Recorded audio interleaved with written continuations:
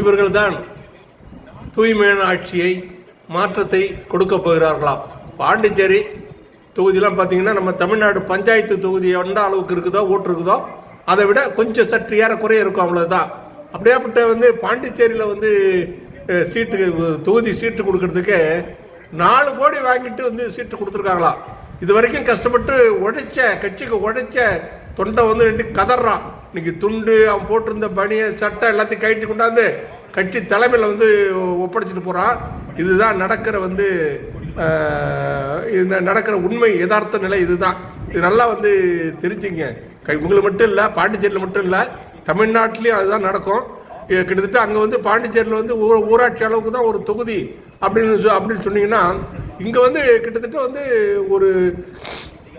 ஒரு தொகுதிக்கு, ஒரு சட்டமன்ற தொகுதிக்கு ஏறக்குறைய 100 ஊராட்சி இருக்கும்.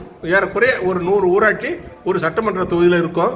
ஆனால் பாண்டிச்சேரியில் ஒரு ஊராட்சி ஒரு சட்டமன்ற தொகுதி. அப்போ இங்கே ஒரு சட்டமன்ற தொகுதி பாண்டிச்சேரி தொகுதிக்கு 100 தொகுதிக்கு சமம்.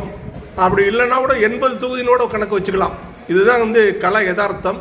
இதை மக்கள் நல்லா புரிஞ்சுக்கணும், புரிஞ்சுக்கிட்டு செயல் பண்ணணும்னு கேட்டுக்கிறேன்.